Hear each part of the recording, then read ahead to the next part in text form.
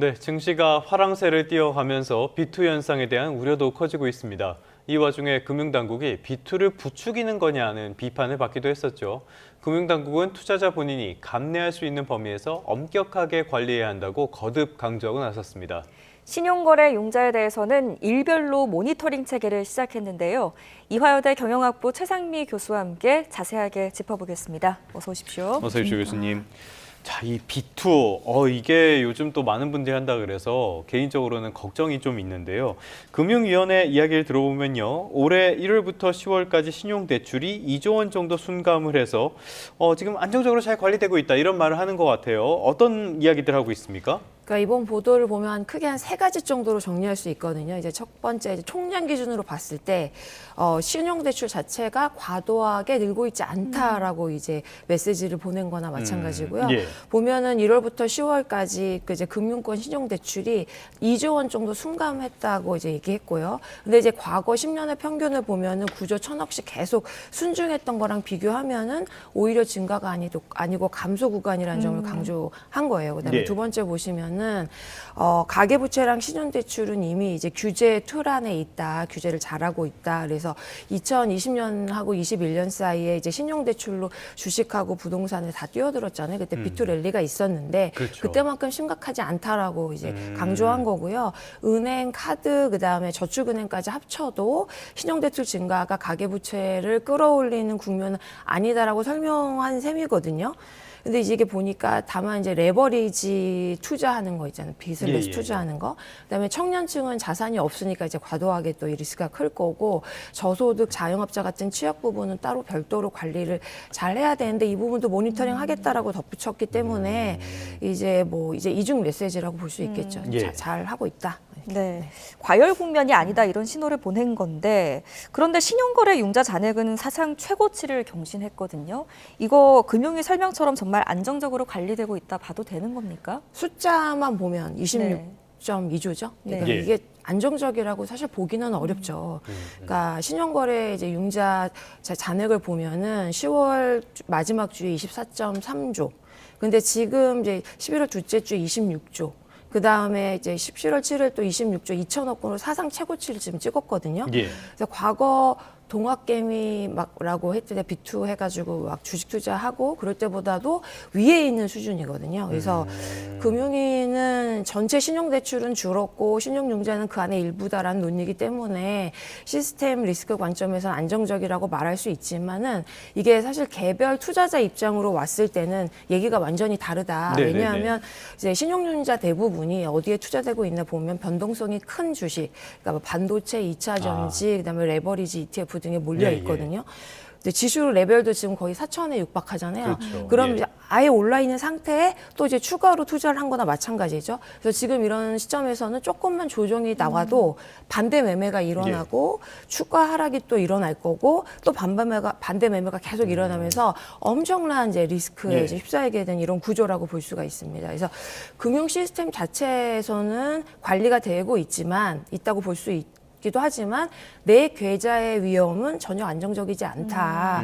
그래서 안정이라는 표현하고 그다음에 개인 투자자가 내가 지금 안전하게 투자하고 있느냐 이 문제는 서로 완전히 다른 문제이니까 이 부분을 명확히 하셔야 될 것 같습니다. 네. 알겠습니다. 말씀하신 대로 코스피가 한 4천을 넘은 다음부터 변동성이 엄청나게 커졌는데 반대 매매 당해보신 분들은 알 것 같습니다. 그 정말 무서운 거니까요. 그렇죠. 이렇게 함부로 뛰어들 문제는 정말 아닌 것 같고요. 그런데 금융위원회에서 나오는, 금융당국에서 나오는 발언도 계속 조금 잡음을 조금씩 내는 것 같아요. 권대영 부위원장이 비투도 레버리지의 일종이라고 이야기를 해서 논란이 됐었고 이번에는 이호건 위원장, 부동산으로도 이슈가 있었던 인물이죠. 이분이 신용대출이 전체적인 가계부채의 증가를 견인한다든지 건전성에 위협을 준다든지 그런 정도는 아닌데 잘 살펴보도록 하겠다. 이런 발언을 해서 또 논란이 됐습니다. 여기에 대해서 금융위에서 해명을 한 것 같던데 뭐라고 이야기하고 있습니까? 이제 그 크게 두 가지를 강조한 거예요. 문제 의식은 분명히 있다.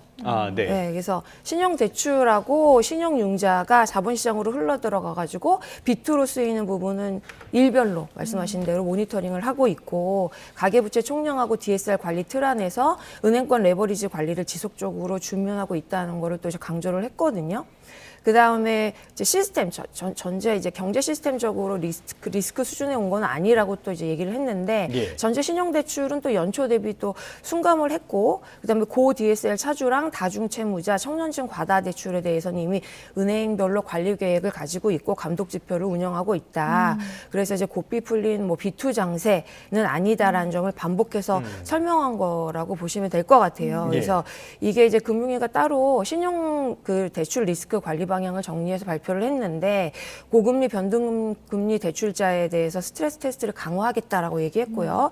그다음에 신용대출 마이너스 통장으로 레버리지 투자를 하는 계층에 대해서 은행권에서 이제 경보 체계를 갖추겠다. 예. 그다음에 청년이나 저소득 자영업자 등 이제 취약차주라고 부르는데 이들의 상환 능력하고 을 지금 점검을 하고 맞춤형 재무조정이랑 컨설팅 확대 이게 세 가지 축으로 잘 관리를 하겠다 이렇게 얘기를 했습니다. 근데 이제 이런 관리 방향을 내놓은 것도 중요하긴 한데 말의 톤도 굉장히 신중해야 된다. 왜냐하면 이제 당국에서 이렇게 얘기를 하면은 이제 B2를 하는 이제 레버리지를 극대화하는 이제 그렇죠. 차주의 입장에서는 당국이 안정적으로 보니까 더 빌려서 투자해도 되겠네 이런 생각을 할 수 있으니까요. 이제 이런 거 조심하셔야 될 것 같습니다. 네, 이 금융당국 관계자가 말하는 한마디 한마디가 시장이 민감하게 반응할 수 있는 만큼 이 말의 무게보다 말의 속도가 지금 앞서는 모습이라서 우려가 됩니다.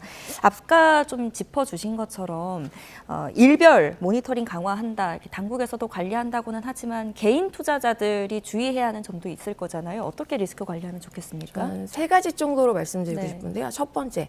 내가 갚을 수 있는 기준 안에서 레버리지 한도를 잘 정했느냐 이걸 체크하는 게 필요한데 예. 남들 다 빚내가지고 내가 다 빚내서 투자한다고 돈 버는 건 아니니까 이제 월소득, 기존 대출이 얼마큼 있느냐, 이제 비상자금, 그러니까 견딜 수 있는 자금 능력 규모를 감안을 해가지고 내가 감당 가능한 최대 손실을 우선 정하고 그 안에서만 신용융자나 마이너스 통장을 쓰셔야 될 거고요.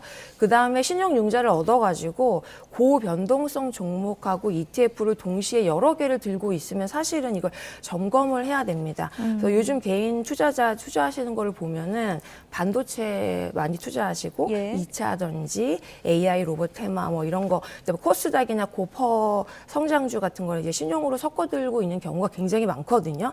근데 이제 이거는 재무에서 말하는 포트폴리오를 분산하는 게 아니고 위험 자산으로 아예 중첩해가지고 가지고 있는 거라고 분석이 되고 예. 같은 방향으로 움직이는 고위험 자산을 신용으로 여러 개 들고 있으면요, 이건 무조건 피하셔야 된다. 그다음에 이제 세 번째 중요한 거는 반대 매매 트리거, 그러니까 유지 비율을 반드시 체크를 해야 된다는 건데요. 나는 장기 투자자니까 버틴다라고 말씀을 하시지만 신용거래 빌려서 이제 투자한 거는 본인이 원해서 파는 게 아니고요. 투자 이제 유지 비율이 깨지면 기계적으로 팔리도록 설계가 된 거거든요. 예. 그래서 계좌 유지 비율하고 주가 하락 시에 어느 가격에서 반대 매매가 발생하는지를 체크하고 급락장에 이제 동시 호가가 얇은 종목인지 이걸 미리 확인해 두실 필요가 있고요. 트리거 구간이 가까워지면 이제 먼저 스스로 줄여가지고 예. 이런 이제 관리를 하셔야 될 거죠. 네. 알겠습니다. 최근 들어선 금융당국이 주가 상승 쪽에만 너무 집중을 하는 것 같은데 위태로워 보이긴 합니다. B2 관리 잘 해야 하겠습니다. 자, 또 다른 자산 하나 살펴보도록 할까요? 최근 들어서 비트코인 가격 굉장히 좀 안 좋다라는 소식들이 전해지고 있는데요. 왜 이렇게 비트코인 가격이 정리받는 국면이 된 겁니까? 이게 이제 가격 보시면 91,000달러 정도잖아요. 지금 예. 고점 고점 대비 한 20%에서 30% 정도 예. 조정을 받았어요. 그래서 이게 4월 이후에 급속하게 상승했는데 상승분을 다 반납한 셈인데요. 이제 이유를 보시면은 한 세 가지 정도로 정리가 되거든요. 첫 번째는 글로벌하게 위험 자산에 대한 회피랑 예. 금리에 대한 재평가가 이루어지고 있는 상황이다. 그래서 네. 미국이 보니까 금리 인하를 빨리 할 것 같았는데 생각보다 이게 느리거든요. 그러니까 이제 그 돈 투자자 입장에서는 성장주, 테크놀로지 관련주, 가상자산과 같이 이제 고위험 자산에서 일단 빼가지고 현금으로 되돌리려는 움직임이 예. 일어나고 있는 상황이에요. 두 번째는 파생상품 시장의 레버리지 청산. 이게 이제 이번에 핵심 그 이제 비트코인 떨어진 이유로 꼽히고 있는데요. 예. 이제 무기한 선물 옵션 시장에서 과열됐던 이제 롱 포지션 올릴 거라고 이제 그 거는 포지션에서 청산이 됐단 말이죠. 그러니까 매수 그 성향을 말씀하시는 그렇죠, 거죠? 그렇죠. 예. 그래서 현물 가격보다 선물 가격이 먼저 이제 지금 폭락을 했어요. 그래서 그 충격이 다시 현물 시장으로 전이되는 전형적인 이제 패턴이 나타났다 이렇게 보이고요. 예. JP 모건도 그래서 이제 최근 노트에서 보니까 이번 하락, 그러니까 비트코인의 하락의 주요 원인이 파생 상품 청산 때문에 조정이 일어난 거다 이렇게 진단을 하고 있고요. 이제 마지막으로 세 번째는 전 세계적으로 정책하고 규제 불확실성이 존재하고 있는 게 이제 가상시장, 자산 시장이에요. 그래서 각국이 아직까지도 자산에 대해서 과세 일정에 대해서 조정을 하고 있는 상황이고 우리나라도 마찬가지고 그다음에 스테이블 코인에 대해서 규제 정책을 만들고 있고요. 예. 그다음에 일부 거래소의 이제 디파이 프로젝트 관련해 가지고 어떻게 규제할 것이냐 규제 리스크가 남아 있단 말이죠. 그래서 단기적으로 봤을 때는 어떤 뉴스가 나오냐에 따라서 가격이 계속 출렁이는 장세가 된 측면이 있습니다. 그래서 두 가지인데요. 단순한 가격 조정도 있었고 그다음에 레버리지 청산이 같이 겹쳐가지고 이렇게 폭락을 했다 이렇게 보입니다. 네, 지금은 많이 빠졌지만 비트코인에 대한 낙관론은 여전한 상태입니다. 앞으로 뭐 일부 기관들은 비트코인이 17만 달러까지 갈 수도 있다 이런 전망을 내놓기도 했는데 어떻게 보세요? 이게 보니까 JP 모건이 17만 달러까지 예. 갈 수 있다고 얘기를 했고요. 최근에 캐시우드도 이게 비트코인이 가치 조장 수단이다 이렇게 평가를 예. 했거든요. 뭐 이분 말씀이야 뭐. 예. 그렇죠. 그래서 이게 이제 JP 모건이 17만 달러까지 비트코인이 상승할 수 있다라고 얘기한 거는 그냥 예측한 건 아니고요. 금과의 상대 가치를 이용한 거라고 보시면 될 것 같아요. 예, 예. 그래서 지금 디지털 금, 비트코인 이렇게 인식이 되고 있는 상황에서 이제 민간이 금에 얼마만큼 투자하느냐 투자 규모를 보고요. 그다음에 비트코인의 시가총액을 이제 분석을 했고요. 그다음에 최근에 봤을 때 비트코인이 금에 비해서 변동성이 과거에 한 4배, 5배 됐다면 지금은 2배 이하로 줄었단 말이죠. 그래서 이 조정 개수를 넣었더니 한 이제 금에 비해서 비트코인 상대적으로 저평가돼 있어서 6개월에서 한 12개월 내에 17만 달러까지 갈 수 있다는 전망을 내놓은 거거든요. 그리고 이제 캐시우드가 뭐라고 얘기했냐면은 결제 수단은 스테이블 코인으로 갈 거고 디지털 금은 비트코인이 할 거다. 그래서 이렇게 이제 실제 데이터에서 분석을 하고 이게 확인이 됐다고 이제 보여져요. 그래서 평가는 이제 구조적으로 중장기 비트코인 뭐 상승 여력은 유효한데 이제 왜 그러냐면 그 반감기가 있고요. 그래서 예. 그때 오르고 그다음에 채굴량이 줄어드는 거 그렇죠. 말씀하신 거죠? 네. 예. ETF가 만들어졌기 때문에 지속적으로 기관의 자금이 유입이 될 거라고 보고 디지털 금이라고 이해되고 있는 이 내러티브가 이제 쉽게 사라지지 않을 거다라는 측면이 있고요. 예. 이제 다만 이제 단기적으로는 고위험, 고변동 자산이라는 거는 잊으면 안 될 것 같고, 뭐 30%가 많이 떨어졌다고 하지만 과거에 50% 이상 떨어진 정도 있잖아요. 그래서 그렇죠. 예. 개인 투자자 입장에서는 포트폴리오의 일부, 뭐 5%에서 10% 내에서 장기 분산 매수하는 건 오케이인데, 이게 뭐 레버리지 투자한다거나 뭐 올인한다거나 이건 사실 위험 대비 보상이 맞지 않는다라고 볼 수 있습니다. 네. 하이 리턴에는 반드시 하이 리스크가 있다는 그렇죠, 거 그렇죠. 절대로 네. 잊어서는 안 맞습니다. 되겠습니다. 끝으로 이거 하나 짚어보도록 하겠습니다. 히토류 문제인데요. 지금 중국의 수출 제한이 이어지면서 히토류 원소 이트륨의 가격이 폭등을 하고 있다고 해요. 일단 이트륨이 뭡니까? 이트륨이 이제 그 중국에서 많이 생산되는 히토류 중 하나인데 예.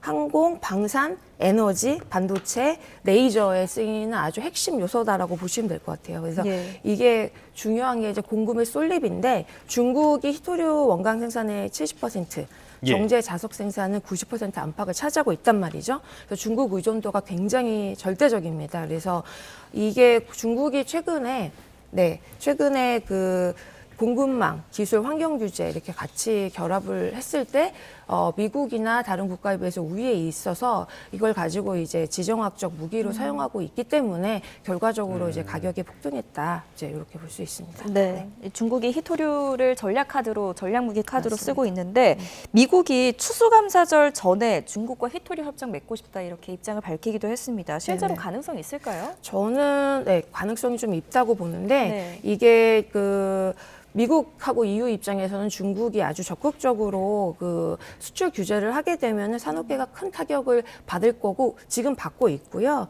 그 다음에 이제 미중 간의 관세 100% 한다고 했잖아요. 히토류에. 네. 근데 관세를 100% 부과하는 것도 중국에는 이롭지 않으니까 관세 완화, 그 다음에 히토류 완화를 서로 묶어가지고 스몰딜할 가능성은 굉장히 높다라고 이제 봅니다. 저는. 네. 알겠습니다. 중국이 계속 히토류 자원의 무기화를 하고 있는데 이때마다 우리도 계속 새우등이 터지는 꼴이니까 보니까 우리도 공급망을 다변화하는 노력을 미리미리 해야 되겠습니다. 지금까지 이화여자대학교 경영학부의 최상미 교수와 함께 다양한 경제 이슈들 진단해봤습니다. 오늘 말씀 고맙습니다.